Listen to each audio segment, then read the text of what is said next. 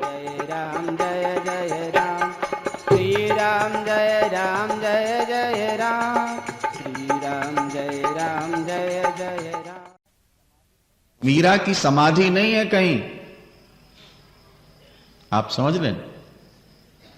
गुरु नानक देव जी की या कबीर दास जी की कहीं समाधि नहीं है, छतरी नहीं। ये सब दिव्य आत्माएं। मीरा जब द्वारिका गई है अंतिम समय भगवान कृष्ण का दर्शन करने, और मूर्ति के सामने जब रोई तो मूर्ति का मुंह खोला और मीरा भगवान की मूर्ति में समा गई, मुंह बंद हो गया। इतनी साड़ी का पल्ला मुंह में लटकता रहा ताकि दुनिया समझ ले कि मीरा भगवान के अंदर जाके समा गई। सारे हिंदुस्तान में घूम के देख लो, कहीं कोई नहीं बता सकेगा कि मीरा को यहां जलाया गया। गुरु नानक देव जी महाराज, कबीर जी महाराज, इनके ऊपर चादर डाल दी थी। मुसलमान कहते हैं कि हमारा पैगंबर है, नहीं, और हिंदू कहते हैं ये हमारे संत हैं। और जब चादर उठाया कुछ लाश भी नहीं थी। भजन करते करते आत्माएं दिव्य हो जाती।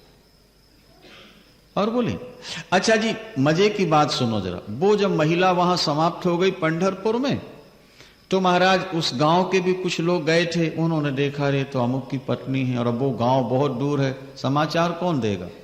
तो सब भक्तों ने मिलकर सोचा इसको यहीं चंद्रभागा नदी है उसके किनारे इसको का संस्कार कर दो, जला दिया उसको।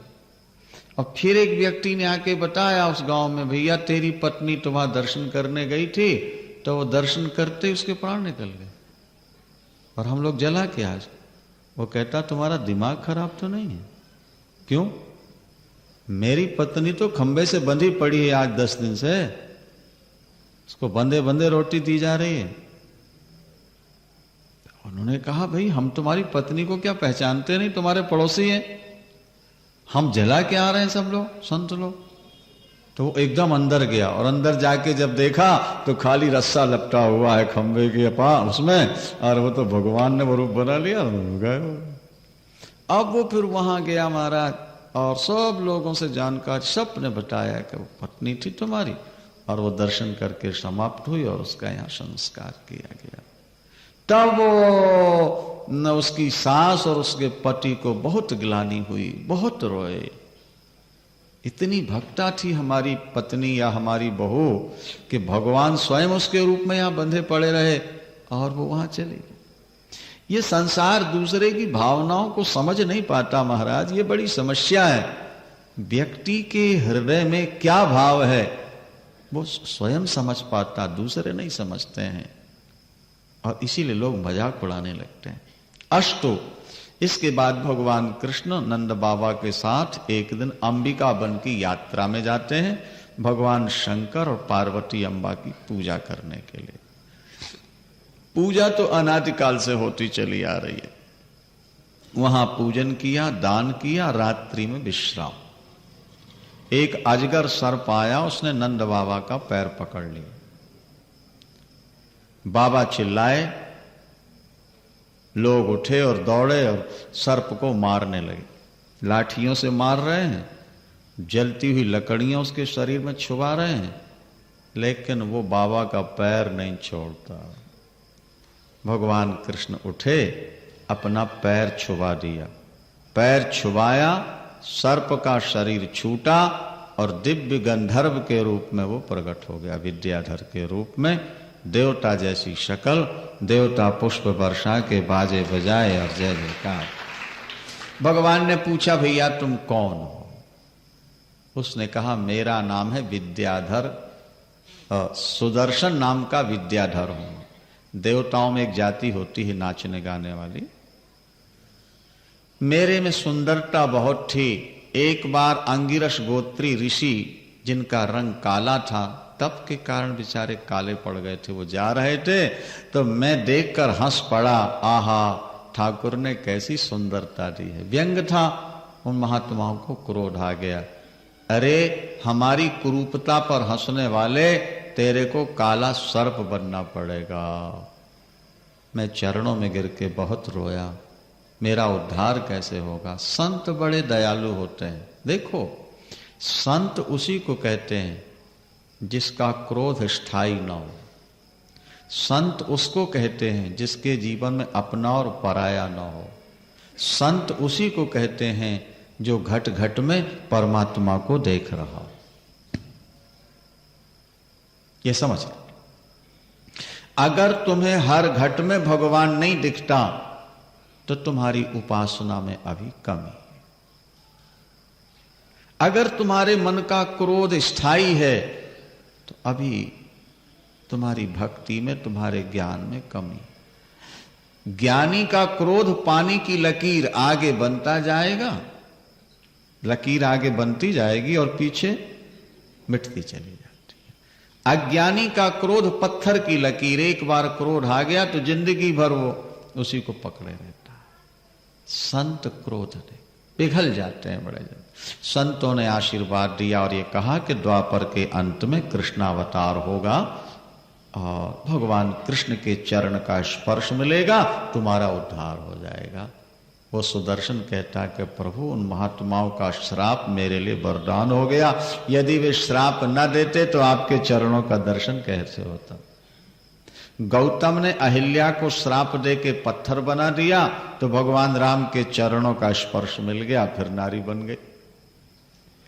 संत आपको गाली दें, श्राप दें, तब भी आपका भला होगा, और पापी आपको गले लगाएं तब भी नरक का रास्ता होगा। बोलो सच्चिदानंद। क्योंकि पापी गले लगा के गला काटेगा नहीं, और संत श्राप दे के भी तुम्हारा भला चाहे। इसलिए जीवन में संत का संग करना, और संत वही जो किसी को भी कष्ट न दे, जिसके मन में काम क्रोध लोभ न रह गए हों, जो ईश्वर के चिंतन में डूब गया, डूब गया। दरबार साहब में एक पद मिलता है, सुनो ध्यान से, बड़ा अच्छा है।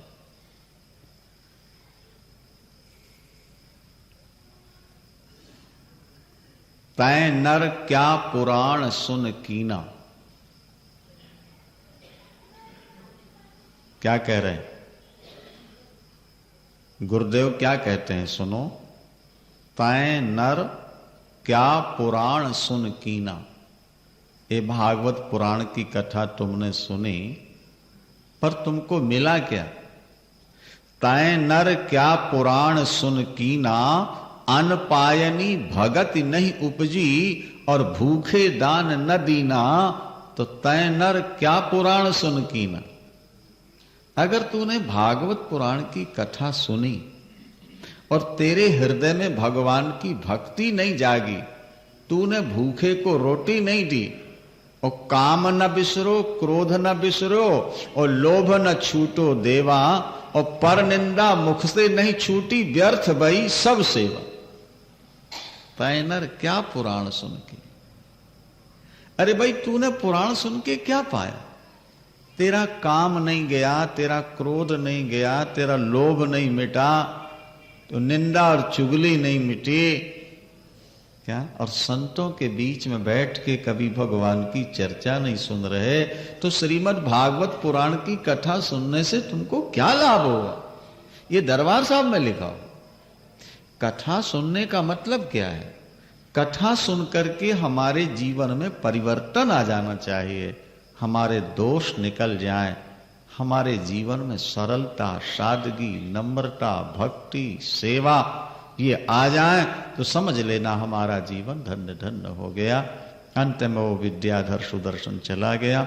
वृषभासुर राक्षस बैल का रूप बना के आया तो ठाकुर ने उसको मारा, और ब्रजवासियों ने कहा तुम्हें तो गोहत्या का पाप लग गया, तुमने बैल को मार दिया। भगवान ने कहा मैंने बैल को तो नहीं मारा, राक्षस को मारा। बोले बैल के रूप में था। फिर बोले सब तीर्थ नहा के आओ तब शुद्धि होगी।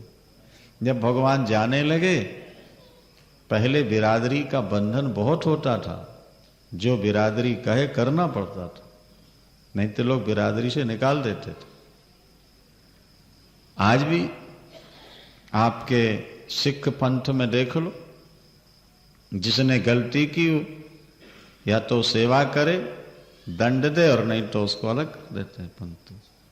पहले सनातन धर्म भी वैसे ही था। भगवान भी तीर्थ करने जाने लगे। राधा रानी बहुत रोई और उन्होंने कहा प्रभु आपका वियोग कैसे सहेंगे ब्रजवासी। फिर बोले आप तीर्थ में न जाओ, तीर्थों को यहीं बुला लो।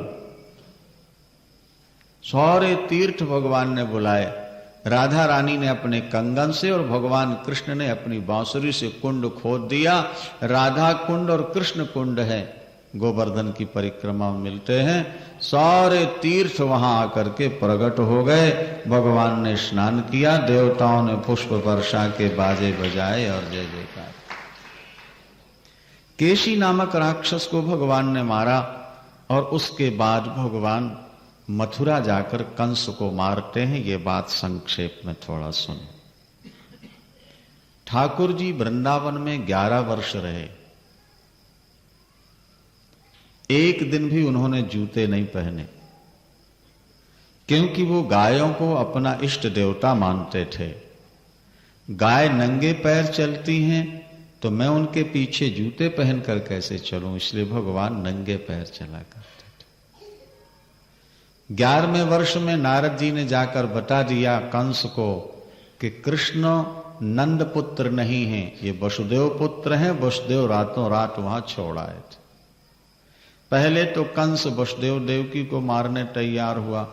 फिर नारद जी ने समझाया कि इनके मारने से क्या बनेगा, मारना है तो उनको मारो जिन्होंने तुम्हारे सारे राक्षसों को मारा। केशी नाम के राक्षस को भी प्रभु ने मारा, घोड़े का रूप बना के आया था। तब फिर अक्रूर को भेजते हैं कंस वृंदावन। अक्रूर जब वृंदावन जा रहे थे तो रास्ते में बड़ी सुंदर कल्पनाएं करते हैं। आज मैं उन चरणों का दर्शन करूंगा जिन चरणों के जल को भगवान शंकर अपने मस्तक पर धारण करते हैं गंगा के रूप में। योगी जिन चरणों का ध्यान करते हैं, जिन चरणों के नाखूनों का प्रकाश भक्त के हृदय के अंधकार को मिटा देता है, आज मैं उन्हीं चरणों का दर्शन करूंगा। कंस मेरा बड़ा हितैषी है जो मुझे ठाकुर के पास भेज रहा है।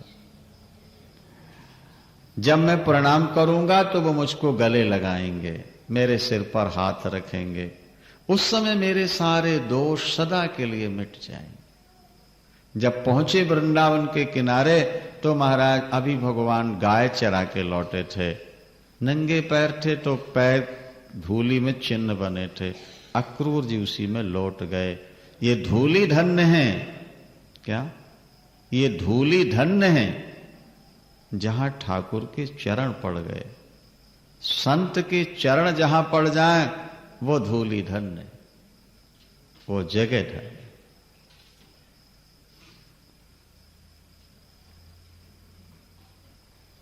संतों के चरण जहां पड़ जाए वो जगह तीर्थ बन जाती है। और भगवान के चरण पड़ जाए तो फिर कहने क्या है। जाकर भगवान से मिले हैं, भगवान ने स्वागत सत्कार किया, वैसे ही मिले जैसा सोच रहे थे। फिर प्रभु ने पूछा चाचा जी कैसे आए। बोले प्रभु कंस आपको मारना चाहता है और बहाना धनुष यज्ञ का है। भगवान ने कहा ब्रजवासियों को नहीं बताना चाचा जी, आप तो यही कह दो कि मामा जी यज्ञ देखने बुला रहे, हम चलेंगे, अब कंस को मारेंगे और पृथ्वी पर भार बहुत बढ़ गया है, उसको उतारना है। रात्रि में डिंडोरा पिट गया कि कल प्रातःकाल ठाकुर जी मथुरा जा रहे हैं। गोपांगनाओं के तो जैसे प्राण ही निकल गए हो। ग्वाल बाल बड़े खुश हैं क्योंकि वो साथ जाएंगे। प्रातःकाल जब ठाकुर जी चलने को तैयार हुए और यशोदा मैया के चरणों में जब प्रणाम किया, माता का हृदय पिघल गया, एकदम छाती से लगा के रो पड़ी। मेरे कन्हाई, मेरे बेटा, मैं तेरे वियोग में जीवित कैसे रहूंगी। जैसे पानी के बिना मछली जीवित नहीं रह सकती, मैं तेरे बिना चैन से नहीं रहूंगी। कृष्ण अक्रूर कंस से कह दो मेरी 9 लाख गाय ले जाए, मेरा कोष खजाना ले जाए, सांकलों में मुझे बांध दे, उबलते तेल के कड़ाहे में खड़ा कर दे, मैं सी नहीं करूंगी, पर जब तक जीवित रहूं मेरा कन्हाई मेरी आंखों से ओझल ना हो। ये मेरे जिगर का टुकड़ा है, ये मेरा जीवन धन है। मैं झोली पसार के भीख मांगती हूं, मेरे कृष्ण को कोई रोक लो मथुरा जाने से। नंद बाबा बोले मैं साथ जा रहा हूं, वापस ले आऊंगा। रोना नहीं चाहिए यशोदा। कंस ने बुलाया है, नहीं जाएंगे तो उसका क्रोध बढ़ जाएगा।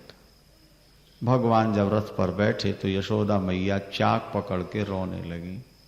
मेरी गर्दन से चाक निकाल दो ऊढ़ो, ताकि मेरे प्राण भी मेरे कन्हाई के साथ चले जाएं। गोपियां रथ के सामने लेट गईं। गाय, हजारों गाय आके रथ को घेर लेती हैं, बां बां ऐसे करती हैं जैसे बछड़े के घूमने पर गाय रोती है। भगवान तो सबकी आत्मा है। भगवान को पराया मत समझो।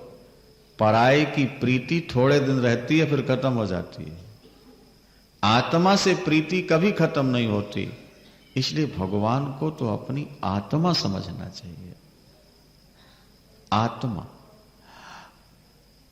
जैसे जल और तरंग अलग अलग नहीं है, इसी तरह से आत्मा और परमात्मा ये अलग अलग, ये दोनों एक तत्व और वही अपना सहायक है। मैंने अभी सुनाया था ना आपको कि हरि बिनु तेरो कौन सहाई, काको मात पिता सुत बनिता और को काहू को भाई। धन धरणी सुख संपत्ति सगरो, जही मानो अपनाई। प्राण चले को संग न जाए। जब प्राण निकलेंगे तो कोई साथ नहीं जाएगा। और काहे रहो लपटाई, उससे काहे को लपटा पड़ा भैया। दीन दयाल सदा दुख भंजनो, तासों रुचि न बढ़ाई। अरे प्रीति करना है तो उस प्रभु से करो। कह नानक यह जग सपना, कह नानक ये जग सब मिथ्या, ज्यों सपना रहनाई। जैसे रात का स्वप्न मिथ्या है, इसी तरह ये जगत मिथ्या है, जगत के नाते मिथ्या है। ईश्वर को आप लोग ऐसा मानते हो ना जैसे कोई डॉक्टर को दुकानदार को मानता है। बीमार हुए तो डॉक्टर के यहां गए, दवाई ले ली, ठीक हो गए, डॉक्टर को भूल गए। परमात्मा ऐसा नहीं है। परमात्मा तो तुम्हारी आत्मा है। बिना परमात्मा के तुम्हारी जिंदगी नहीं है। इसलिए तुम परमात्मा को आत्मा की तरह पकड़ के रखो। कभी आत्मा को परमात्मा को भूलो नहीं। महाराज गोपियों को अलग किया और भगवान को लेके अक्रूर जी चले। रास्ते में अक्रूर जी संध्या करते हैं और संध्या करके जब प्राणायाम किया तो शेष नाग पर विराजमान भगवान कृष्ण जब दिखे तो आंख खुल गई। देखा तो रथ पर भी बैठे हैं और शेषनाग पर भी बैठे हैं। तो अक्रूर जी के समझ में आ गया कि भगवान विष्णु ने ही ये अवतार लिया है। फिर तो प्रणाम किया कि प्रभु आप ही नरसिंह बने थे, आप ही बावन बने, परशुराम और राम भी आप ही बने, बुद्ध और कल्कि भी आप बनोगे और कृष्ण बनकर आए हो। हम आपके चरणों में बार बार प्रणाम करते। लौट के आए, रथ पर बैठे तो भगवान ने पूछा चाचा जी क्या देखा? बोले प्रभु आपको छोड़ के और क्या देखूंगा, सारा जगत ही तो आपका रूप है। हमने ये बात कई बार कही है, ये ध्यान रखना। अभी अमृतसर में सुना रहे थे तो एक सज्जन आ गए, बोले हमें लिखा दीजिए। प्रोफेसर थे वो पहले।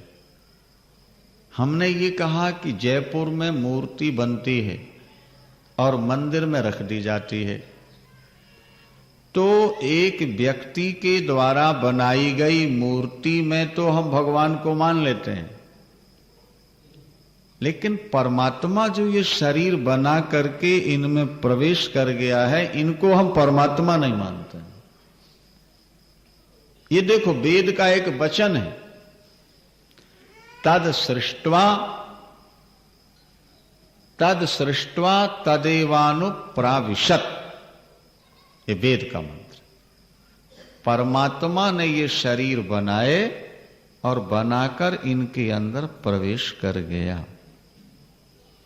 तो एक कारीगर पत्थर की मूर्ति बनाता है तो हम भगवान मान लेते हैं उसमें, और परमात्मा ने स्वयं जो मूर्तियां बनाई हैं ये चलती फिरती, इनमें हम भगवान को नहीं मानते। ये हमारी कमी है। पत्थर में भगवान को मान लेना सहज है, चलते फिरते व्यक्तियों में, जीवों में भगवान को देखना कठिन। पर जब तक तुम्हें प्राणी मात्र में परमात्मा नजर नहीं आएगा, तब तक तुम्हारी भक्ति और तुम्हारा ज्ञान अधूरा है। ये तुम समझ। सिया राम मैं सब जग जानी, अरे सिया राम मैं सब जग जानी, करऊं प्रणाम जोर जुग पाणी। सारे जगत में ईश्वर समाया हुआ है, ये उपासना है। मथुरा आते हैं, बाहर ठहर गए, शाम को मथुरा नगरी देखने चले। नगरवासियों ने बड़ा सत्कार किया। एक धोबी कपड़े प्रेस करके कंस के राजमहल की ओर जा रहा था। भगवान ने कहा, मामा जी एक कपड़े हमारे साथियों को दे दो, इनके कपड़े गंदे हैं, ये लोग कपड़े मांग रहे हैं। धोबी कहता, तुम्हारे बाप ने भी ऐसे कपड़े पहने हैं? ये राजा के कपड़े हैं, भागते हो कि नहीं? नहीं तो पुलिस वालों को बुलाकर अभी तुमको बंधन में डाल दिया जाएगा, मरवा दिया जाएगा। बात को ध्यान से सुनना जरा। व्यक्ति दो तरह के होते हैं। एक वे जो अपनी कमाई को अपनी मानते हैं, और दूसरे वे हैं जो अपनी कमाई को भगवान की मानते हैं। दो तरह के लोग, ये समझ लेना। देखो, कुब्जा भी रास्ते में मिलेगी जो कंस के लिए चंदन लेके जा रही है, और धोबी भी रास्ते में मिलता है जो कपड़े लेके कंस की ओर जा रहा है। भगवान धोबी से कपड़े मांगते हैं तो वो गालियां सुनाता है, और कुब्जा से जब चंदन मांगते हैं तो वो सहर्ष चंदन दे देती है। और जब भगवान को चंदन दिया तो भगवान ने उसकी ठोड़ी में ऐसी ठोकर मारी कि वो जो कुबड़ थी वो सीधी हो गई, उसके शरीर में सुगंधी भर दी। देवता पुष्प वर्षा के बाजे बजाए और जय जयकार कर। हमारी बुद्धि में जो कुबड़ है पाप का, वो तभी मिटेगा जब हम अपनी वस्तु को भगवान की समझ लें और भगवान के काम में लगा दें। कहते गुरु नानक देव जी महाराज अपने पिताजी से पैसे लेके जाते थे व्यापार के लिए, और रास्ते में साधु ब्राह्मणों को खिला देते थे, और आके कहते थे व्यापार बहुत बड़ा शुरू किया है, इसलिए पिताजी और पैसे दे दो। और कई बार ले गए, और एक बार जब पिताजी साथ गए तो देखा कि पैसे लेकर के सब साधु ब्राह्मणों को खिला पिला रहे। अरे भाई ये क्या है, ये कौन सा व्यापार है? बोले पिताजी ये सबसे बड़ा व्यापार है, पहले ऐसा किया होगा तो आज मिल गया है, और आज करोगे तो आगे मिले। एक व्यक्ति अपने धन को अपना मानता है और दूसरा व्यक्ति अपना धन भगवान का मानता है। धोबी ने कपड़े नहीं दिए, वो मारा गया, और कुब्जा ने कपड़े दे दिए तो उसकी कुबड़ निकल गई, कुरूपता निकल गई, दिव्यता शरीर में भर जाती है। दर्जी ने कपड़े सिल दिए हैं, भगवान ने वरदान दिया, और फिर श्री दामा नाम के माली ने मालाएं पहनाई हैं, भगवान ने कहा वर मांगो। उस माली ने कहा प्रभु 3 चीजें दे दो हमको। क्या? अपनी प्रेमा भक्ति, अपने भक्तों का संग, और जीव मात्र के प्रति मन में दया। ये सब शास्त्रों का सार। परमात्मा की भक्ति मिल जाए और भगवान के भक्तों का संग मिल जाए और सभी जीवों के प्रति मन में दया। इससे बड़ा दुनिया का कोई धर्म नहीं। ऊपर के चिन्ह तुम धारण किए रहो, खूब मालाएं पहन लो, जटा रख लो, चंदन लगा लो, कंठी पहन लो, एक कर्म अच्छे नहीं है तो ये चंदन माला कंठी तुम्हें भगवान तक भेजने वाले नहीं है, समझ लेना। चंदन माला कंठी पहन के तो रावण भी आ गया था सीता जी का हरण करने के लिए। बाहर के तुमने चिन्ह धारण कर लिए और अंदर वो चीज नहीं आई तो बाहर के चिन्ह तुम्हें भगवान से नहीं मिला सकते। अंदर आना चाहिए, गुण अंदर आना चाहिए। भगवान ने वो धनुष जो रखा था बाएं हाथ से उठाए खड़ा किया और तोड़ दिया। कंस के अनुचर आए, उनको भी मार दिया। रात्रि में ठाकुर जी विश्राम करते, प्रातःकाल अखाड़े का आयोजन किया गया। धनुष तो टूटे ही गया, ठाकुर जी ने तोड़ दिया। कुबलया पीड़ नाम का एक हाथी था कंस के पास, बहुत बलवान। वो सारथी लेके खड़ा है। कंस ने कहा जैसे ही दरवाजे के अंदर आने लगे कृष्ण, वैसे हाथी से मरवा दो। लेकिन परमात्मा को कौन मारेगा भैया? 11 वर्ष के थे को। दरवाजे में आड़ा खड़ा है हाथी, अंदर जाने नहीं दे रहा। भगवान ने कहा भाई रास्ता दो, नहीं तो हम यमराज के यहां भेज देंगे तुमको। उस महावत ने अंकुश मारा और हाथी ने भगवान को सूंड में लपेट लिया। बड़ा बलवान हाथी था। भगवान तो सिटल के पीछे चले गए और पीछे के पैर पकड़ के हाथी के उठा के घुमा के ऐसा पटका कि हाथी और महावत दोनों खत्म हो गए। देवता पुष्प वर्षा के बाजे बजाए और जय।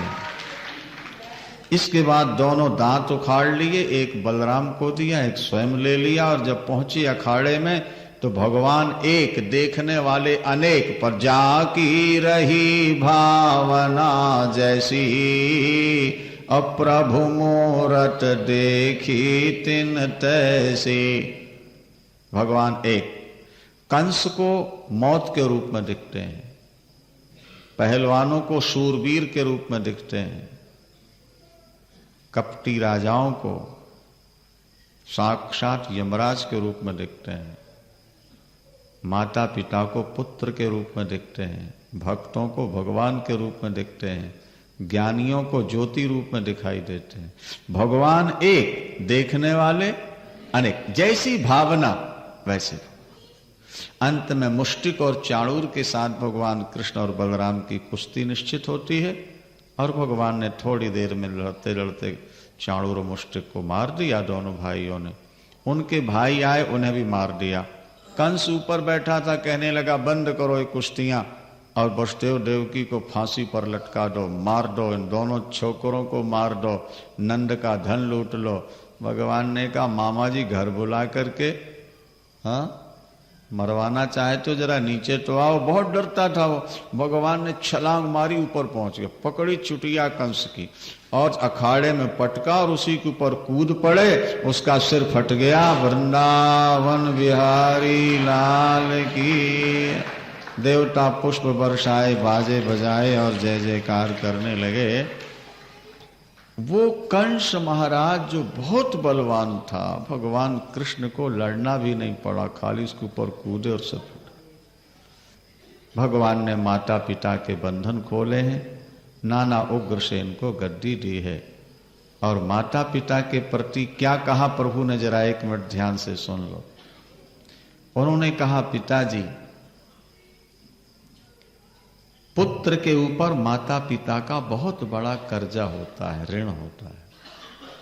माता पिता अपनी सारी जिंदगी संतान के लिए खपा देते हैं, संतान के लिए पाप करना पड़ता है, संतान के लिए झूठ बोलना पड़ता है और सारी कमाई संतान के लिए होती है।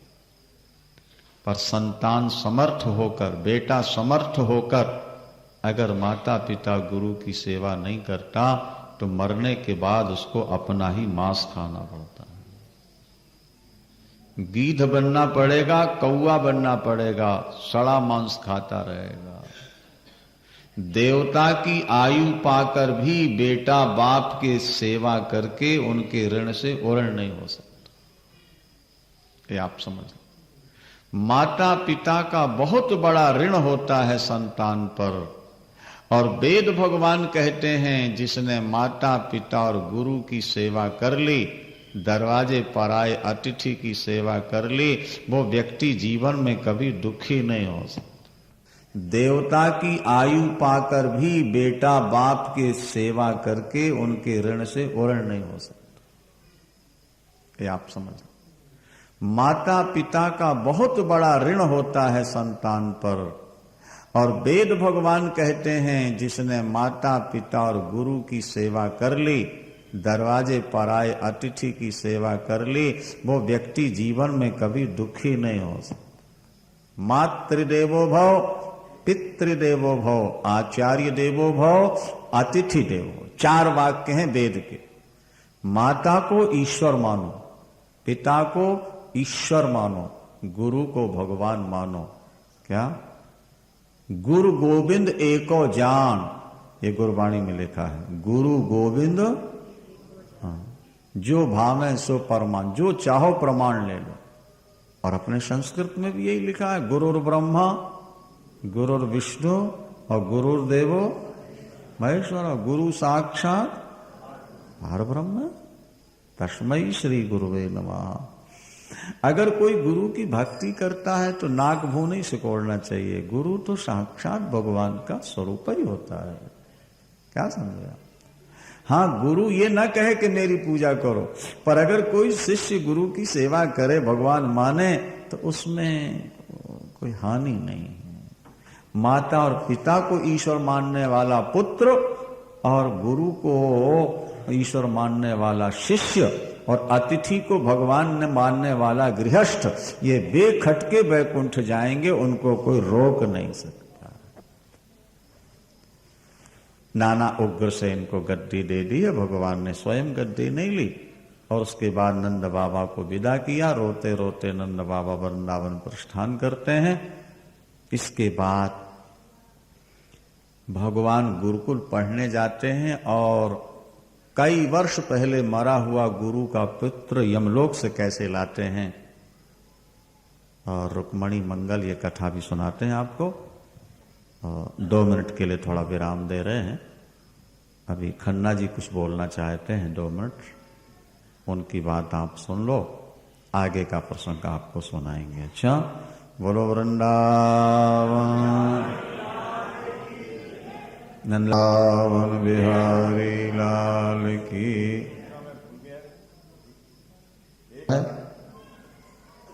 वसुदेव जी ने भगवान के प्राकट्य के समय जो 10,000 गोदान का संकल्प किया था, उसे वो आज पूरा करते हैं। गोदान के बाद यज्ञोपवीत संस्कार, फिर भगवान कृष्ण को पढ़ने के लिए गुरुकुल भेजते हैं। काशी के रहने वाले सांदीपनी गुरु उज्जैन, मध्य प्रदेश में उज्जैन महाकालेश्वर की नगरी है, अवंतिका भी कहते हैं, वहां जाते हैं भगवान कृष्ण और बलराम। वहीं सुदामा जी से उनकी भेंट हो जाती है। सुदामा चरित्र कल प्रातः काल सुन पाएंगे। 64 दिन रहकर भगवान ने विद्याध्ययन किया, 2 महीने 4 दिन। 64 प्रकार की विद्याएं शास्त्रों में लिखी हैं। एक एक विद्या को पढ़ने में 16 वर्ष का समय लगता है, लेकिन भगवान कृष्ण एक विद्या को 1 दिन में ही पढ़ लेते हैं। इस तरह 64 दिन में 64 प्रकार की विद्याएं पढ़ के जब चलने लगे तो गुरुदेव के चरणों में माथा टेका और बोले, गुरुदेव कुछ दक्षिणा ले लीजिए। जब तक दक्षिणा न दी जाए तब तक पढ़ी हुई विद्या सफल नहीं होती है, वो भूल जाती है, फल नहीं देती है। गुरुदेव बड़े संतोषी ब्राह्मण थे। उन्होंने कहा, कृष्ण हम तुम्हारी सेवा से प्रसन्न हैं भैया, हमें कुछ नहीं चाहिए। गुरुदेव जब तक आप दक्षिणा नहीं लेंगे मैं वापस नहीं जाऊंगा। पत्नी से सलाह ली गुरुदेव ने, कृष्ण दक्षिणा देना चाहते हैं, क्या ले लिया जाए? पत्नी ने कहा, आपने पढ़ाया, आप समझ नहीं पाए, ये नर नहीं है, ये साक्षात नारायण है। अगर आपको परीक्षा लेनी हो तो आप अपना मरा हुआ पुत्र से दक्षिणा के रूप में मांग लीजिए, ये यमलोक से पुत्र लाकर दे सकेंगे। देखो भाई, तत्काल के मरे व्यक्ति को पुत्र को जिला देना तो सिद्धों का काम है, लेकिन जिसकी हड्डियों का भी पता न हो, जो 20 वर्ष पहले मर चुका हो, उसको उसी रूप में लाके खड़ा कर देना, ये इंसान का काम नहीं है, ये केवल भगवान ही कर सकते हैं। जब गुरुदेव ने कहा कि हमारा पुत्र प्रभाषक क्षेत्र में स्नान करने गया, डुबकी लगाई, फिर निकल नहीं सका, कृष्ण अगर दक्षिणा देनी है तो हमारा पुत्र लाके दो। भगवान कृष्ण ने चरणों में प्रणाम किया, गुरुदेव अब तभी आके इन चरणों में प्रणाम करूंगा जब आपके पुत्र को सामने लाके खड़ा कर दूंगा। वृंदावन। गुरु भक्ति बड़ी ऊंची वस्तु है। शास्त्र कहते हैं जैसे ईश्वर तत्व है, इसी तरह गुरु तत्व है। जब कोई व्यक्ति अपने गुरु पर बहुत श्रद्धा प्रकट करता है तो वो जो गुरु तत्व है व्यापक, वो गुरु के अंदर प्रवेश करके शिष्य की कामना पूर्ण करता है। गुरु समर्थ न भी हो और तुम्हारे मन में श्रद्धा उत्कट हो, बहुत हो, तो गुरु तत्व गुरु के अंदर से तुम्हारी कामनाएं पूर्ण करेगा, तुम्हें ज्ञान शक्ति देगा। कितनी बड़ी गुरु भक्ति है भगवान की। समुद्र के पास पहुंचे, समुद्र सोने की थाली में आरती लेके आया, प्रणाम किया और बताया कि शंखासुर राक्षस ने आपके गुरुपुत्र को खाया है। भगवान ने समुद्र में छलांग मार दी, शंखासुर को फाड़ दिया, लेकिन वहां कुछ निकला नहीं, वो तो हड्डियां भी नहीं थी वहां। दाहिनावर्ती शंख लेकर आ गए। उसके बाद कृष्ण और बलराम दोनों रथ पर बैठकर यमलोक पहुंचे। भागवत में लिखा है, यमराज ने देखा कि यहां तो सदा पापी आते थे, आज परमात्मा कैसे आ गया। वृंदावन। स्वागत किया, सत्कार किया और पूछा भगवान कैसे पधारे। भगवान ने कहा, गुरुपुत्र मिहानीतम निज कर्म निबंधनम आन यशो महाराजो मत शासन पुरस्कृतम। देखो हमारा गुरुपुत्र यहाँ लाया गया है कर्मानुसार, हमें गुरुदक्षिणा चुकानी है, इसलिए हमारा गुरुपुत्र वापस कीजिए। तत्काल यमराज ने गुरुपुत्र वापस किया। भगवान सूक्ष्म आत्मा लेकर आए और वही पुराने परमाणुओं को जोड़कर वही शक्ल बनाकर गुरुदेव के सामने खड़ा कर दिया। देवता पुष्प वर्षा के बाजे बजाए और जय जयकार की। ये दिव्यता है, ये मनुष्य ये कार्य नहीं कर सकते, ईश्वर कहते। और फिर गुरुदेव के चरणों में प्रणाम किया। गुरु की बड़ी महिमा है। देखो, गुरु गोविंद दोनों खड़े काके लागू पाए, बलिहारी गुरु आपकी जिन गोविंद दियो लखाए। गोविंद दियो मिलाए। गुरु भक्ति सबसे श्रेष्ठ है। तुम्हारी विद्या सफल हो कृष्ण, जाओ। आ गए।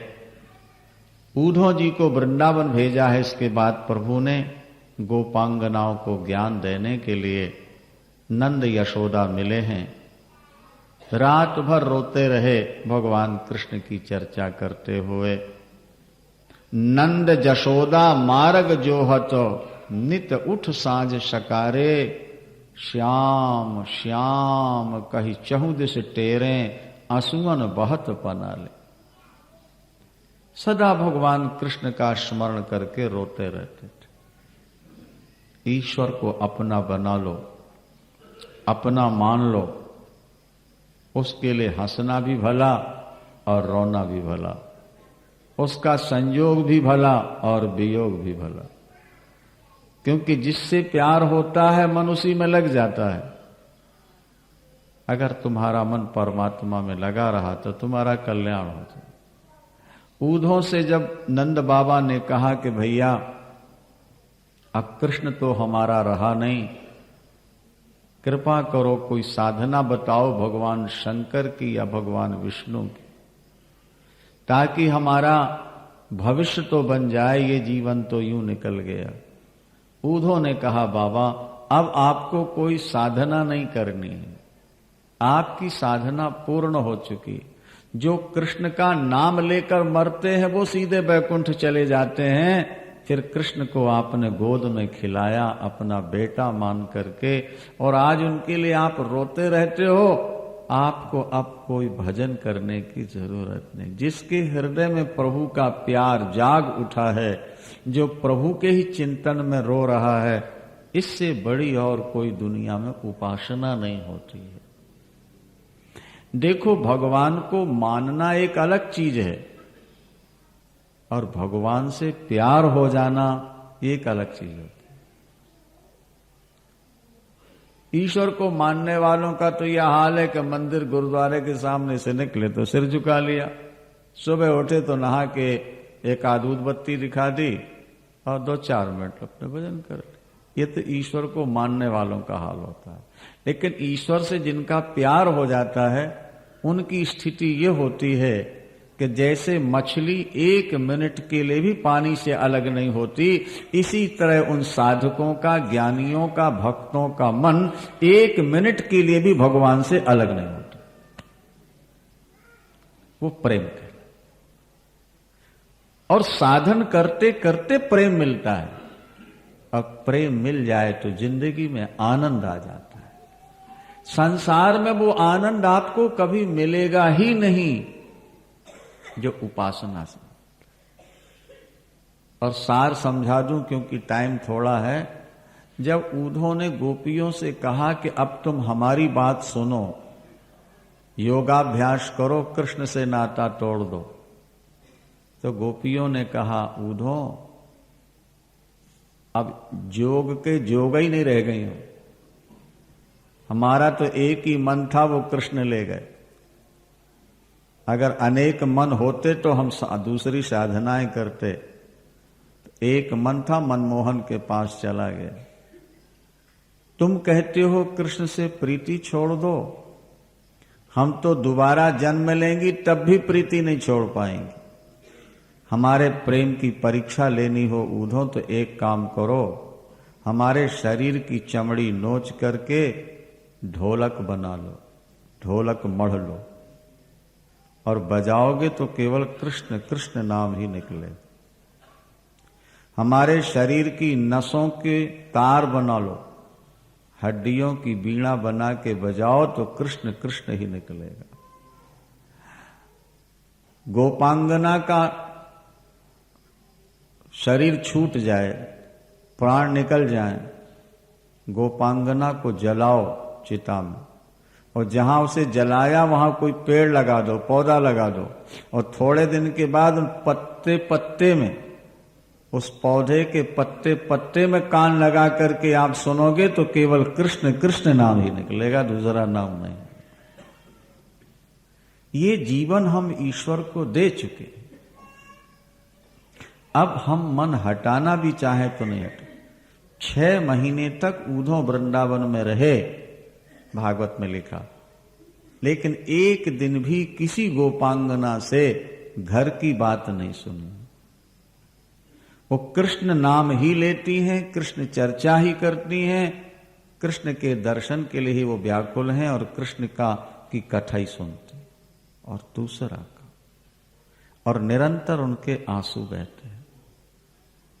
गोपियों के बारे में लिखा है सुबह 4 बजे से लेकर रात को 10 बजे तक काम करती हैं, लेकिन एक श्वास भी भगवान कृष्ण के बिना उनकी नहीं निकलती। या दोहने वहन ने मथनोपलेपो प्रेङ्खिङ्खनार्भरुदितो क्षणमार्जनादौ गायन्ति चैनमनुरक्तधियोऽश्रुकण्ठ्यो धन्या ब्रजस्त्रिय उरुक्रमचित्तया नः। भागवतकार कहते हैं गोपियां कितने काम करती थी। सुनो देवियो जरा, सज्जनों, कुछ लोग ये सोचते हैं कि घर में भजन नहीं हो सकता, लेकिन हम कहते हैं कि गोपियां जंगल नहीं गई, घर ही में रहीं और सारा दिन काम करती थीं। आजकल की देवियों को तो कोई काम है ही नहीं। पानी भरने कुएं नहीं जाना पड़ता, नल खोला पानी आ गया। चक्की पीसनी नहीं है, धान कूटनी नहीं है, लकड़ी फूंकनी नहीं। अरे आज तो सब कुछ ऑटोमेटिक हो गया है विज्ञान के युग में, और बड़े घरों में नौकर नौकरानियां लगी हैं। और फिर भी अगर तुम कहो कि हमको टाइम नहीं मिलता भजन करने का, ये दुर्भाग्य की बात है। गोपियां कितने काम करती हैं, सुनो जरा। या दोहने वहनने मथनोपलेपो प्रेंखिंख नार रुदितो क्षण मार्जनार। वे प्रातः काल उठ करके 10-10, 20-20, 50-50 गायों का दूध निकालती हैं। रात में जो दही जमाया है फिर मटके में डाल के उसका मंथन करती हैं। इसके बाद चक्की पीसती हैं, फिर धान डाल के उखल में कूटती हैं। सारा गोबर उठा के खेत में फेंकने जाती हैं। मकान कच्चे हैं, पहले झाड़ू लगाती हैं, पानी सींचती हैं, फिर गोबर से उसमें पोछा लगा लिपटी, फिर चित्रकारी कर भरती हैं। मक्खन बेचने जाती हैं, रोटी बनाती हैं, पति को रोटी देने खेत में जाती हैं, कपड़े स्वयं धोती हैं, साग सब्जी स्वयं खेत से लाती हैं। शाम को फिर गाय उनको दोहना है, रात को दूध फिर जमाना है पका करके। माने भागवत में लिखा है कि सुबह 4 बजे से लेकर के रात को 10 बजे तक गोपांगनाओं को 10 मिनट बैठने की फुर्सत नहीं। लेकिन इसके बाद भी गोपांगनाओं की एक श्वास कृष्ण के बिना नहीं निकलती थी, और उनकी आंखों में सदा आंसू भरे रहते थे। उनके हृदय में भगवान की झिलमिलाती हुई मूर्ति सदा उनको नजर आती थी। काम हाथ से करना है, चिंतन मन से होता है, नाम मुख से लेना है।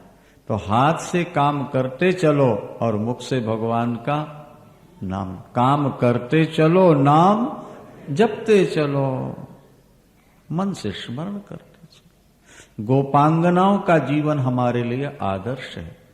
और जब गोपांगनाओं की स्थिति उद्धव ने देखी तो साष्टांग प्रणाम किया। गए थे शिष्या बनाने, स्वयं शिष्य बन गए और ये कहा, विरहेण महाभागा महान में अनुग्रह करता। हे गोपांगनाओं, आपने मुझको विरह का दान देकर मेरे ऊपर बड़ा अनुग्रह किया। आपने भक्ति प्रवर्तित की है जो मुनियों को भी दुर्लभ है। मैं भगवान कृष्ण से प्रार्थना करता हूं, मेरा दोबारा जन्म हो तो वृंदावन में वृक्ष बना देना। आशा महो चरण रेणु जुषामहो श्याम, और वृंदावने किमपि गुल्मलतौषधीनाम। आज भी गोवर्धन के किनारे कुसुम सरोवर के पास उद्धव जी वृक्ष बन के खड़े, आज भी। और जब वहां महासंकीर्तन कभी होता है तो करतालें बजाते उद्धव प्रकट हो जाते। वृक्ष बनकर क्यों खड़े हैं? ताकि गोपियों की चरण धूलि उड़कर मेरे पत्तों पर पड़ जाए, मेरा जीवन धन्य धन्य हो जाए। और जब उधो चलने लगे, गोपियों का संदेशा क्या था? यही कि हमारा कहीं भी जन्म हो, हम कुछ भी बने, पर अगले जन्म में भी हमारे हृदय में भगवान कृष्ण की भक्ति भरी रहे, हमारा मन कृष्ण को छोड़कर दूसरी जगह न जाए। और जब उधो भगवान के पास पहुंचे तो भगवान ने अपने रोम रोम में गोपी ग्वाल वालों को दिखा दिया, तो देवता पुष्प वर्षा के बाजे बजाए और जय जयकार करते हैं। रुक्मणी मंगल आपको 5-7 मिनट में सुना दें, संक्षेप में ही ये सब कथाएं चल रही हैं। विस्तार के लिए तो हमने बताया कि 100 कैसेट भर लोगे तब भी पूरा नहीं होगा, पर हर प्रसंग का सार सार आप समझ लो। कंस की 2 बेटियां थीं, अष्टि और प्राप्ति। वो कंस की 2 पत्नियां जो जरासंध की बेटियां थीं, उनका नाम था अष्टि और प्राप्ति। कंस माने लोभ। लोभ की 2 ही इच्छाएं होती हैं, इतना प्राप्त कर लिया, इतना और प्राप्त कर लूं, इतना मेरे पास है, इतना और प्राप्त कर लूं। ये कंस माने लोभ। लोभी व्यक्ति जिंदगी में कभी आराम से बैठ नहीं सकता। करोड़ों कमा लेगा, फिर भी रात दिन बस वो दुकान पर बैठा ही रहता है। थूक लगा लगा के नोट गिनने में बड़ा आनंद आता है। पावरे को ये पता नहीं है कि ये नोट यहीं रह जाने वाले हैं। अभी पहले भी सुनाया था कि सिकंदर के तिजोरी की चाबियां 40 ऊंटों में लादी जाती, और जब मरा, इकट्ठे गर जहां के जर सभी मुल्कों के माली थे। सिकंदर जब गया दुनिया से तो दोनों हाथ खाली थे। भैया कमाओ परिवार के लिए, लेकिन इतना ज्यादा नहीं कि भगवान ही भूल जाओ। कुछ कथा कीर्तन सत्संग करो, आगे के लिए भी कुछ कमा लो। भजन ही आगे की कमाई है, ये सब यहीं रह जाएगी। जरासंध ने 23 अक्षौणी सेना लेकर 17 बार मथुरा पर आक्रमण किया है, और भगवान ने स्वर्ग से 2 रथ बुला लिए थे। स्वर्ग से ही भगवान के लिए शस्त्र आ गए हैं, भागवत में लिखा है। और कृष्ण और बलराम ने उन्हीं शस्त्रों को लेकर, उन्हीं रथों पर बैठकर 23 अक्षौणी सेना को 17 बार मारा। 18वीं बार काबुल की ओर से कालेवन म्लेच्छ बहुत बड़ी सेना लेके आता है, यहां से जरासंध आ रहा था। तो प्रभु ने विश्वकर्मा को बुलाकर 1 घंटे में द्वारिकापुरी बसा ली समुद्र के अंदर, और वरुण देवता के सैकड़ों रथ मंगाकर मथुरा वासियों का सामान और व्यक्तियों को रथों पर बैठाल के आकाश मार्ग से भेज दिया। कालेवन से लड़ते हुए मुचकुंद के द्वारा कालेवन को मरवाया है, और जरासंध से लड़ते लड़ते भगवान द्वारिका की ओर चल पड़े हैं। रण छोर कहलाए हैं। प्रवर्षण गिरी पर चढ़ गए, आग लगा दी, भगवान छलांग मार के द्वारिका पहुंच गए। विदर्भ देश के राजा थे भीष्मक, उनकी राजधानी थी कुंडनपुर। उनके 5 पुत्र और 1 बेटी थी जिसका नाम था रुक्मणी। ये लक्ष्मी का अवतार रुक्मणी। नारद जी से रुक्मणी जी सदा भगवान की कथाएं सुनती रहती थीं। जैसा करो संग वैसा चढ़े रंग होता है। संग का रंग बहुत चढ़ता है, इसलिए जिंदगी में अच्छा संग करना, तुम्हारी जिंदगी बदल जाएगी, जीवन बदल जाएगा। रुक्मणी जी ने भगवान की कथा सुनते सुनते भगवान को पति मान लिया था। और रुक्मणी के भाई का नाम था रुक्मी, उसकी मित्रता थी शिशुपाल से, उसने सगाई कर दी शिशुपाल के साथ रुक्मणी जी। और रुक्मणी जी को मालूम नहीं होने दिया। जब बारात आने का समय आ गया, बीच में 2 दिन बाकी बचे, तो रुक्मणी जी को पता लगा कि मेरी सगाई तो शिशुपाल से। अब स्त्री जाति तो हमेशा पराधीन रही। रुक्मणी जी बहुत रोती हैं कि ये जीवन तो मैंने भगवान कृष्ण को दे दिया है, अब दूसरे के हाथ में हाथ कैसे दूंगी। भारतीय नारी पति के रूप में हृदय में एक ही चित्र बनाती है, दूसरा नहीं बनाती। यही तो विशेषता थी। बहुत रोई। एक ब्राह्मण पूजन करने जो आया है देख रहा है रुक्मणी को रोते, पूछा बेटी क्यों रो रही हो? सारी अपनी दुख भरी कहानी सुना दी। ब्राह्मण ने कहा तो मैं क्या कर सकता हूं, मेरे लायक कोई सेवा हो मैं सहयोग दे दूं, हमारा पत्र द्वारिका दे आओ। ब्राह्मण पत्र लेकर द्वारिका चल पड़ता है। यद्यपि रुक्मी ने चारों तरफ व्यवस्था की हुई थी नगर के बाहर, कोई जाए नहीं कोई आए नहीं, पर ब्राह्मण तो कैसी जुक्ति से निकल गया।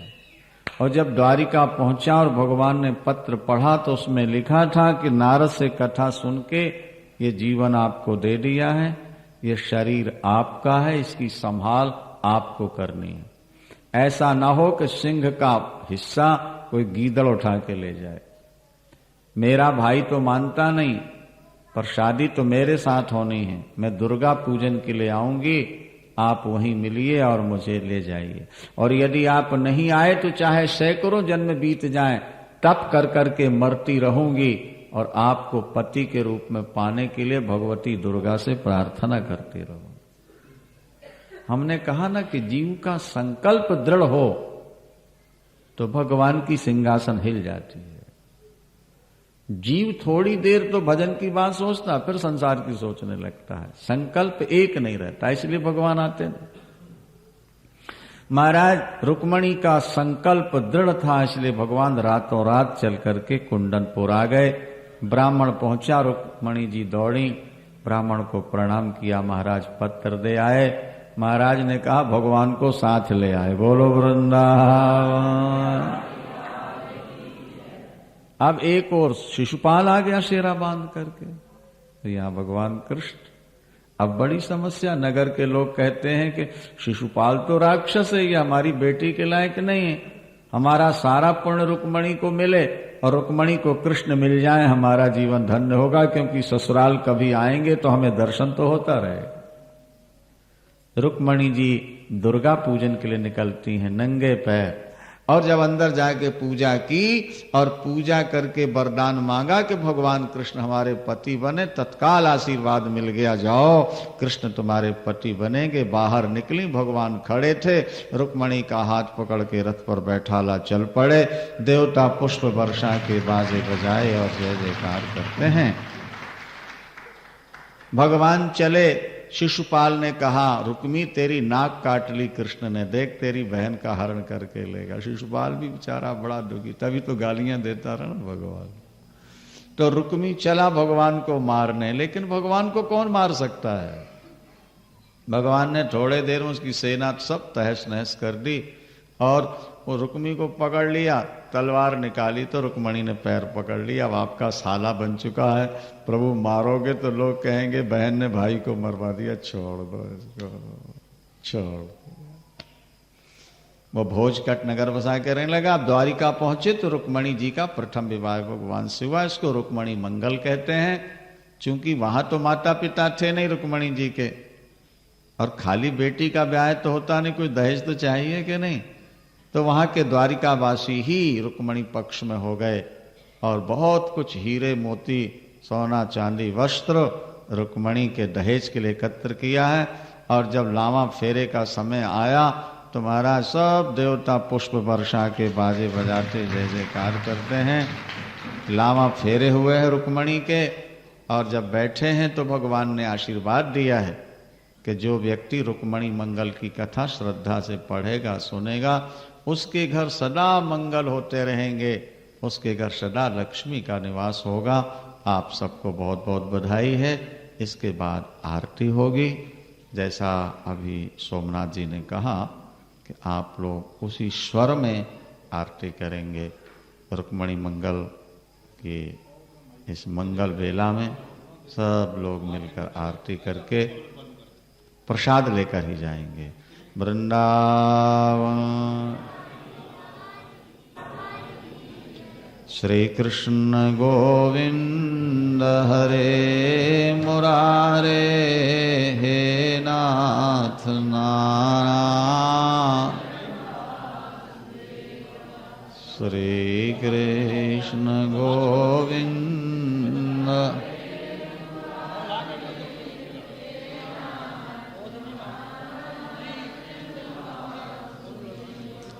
श्री कृष्ण गोविंद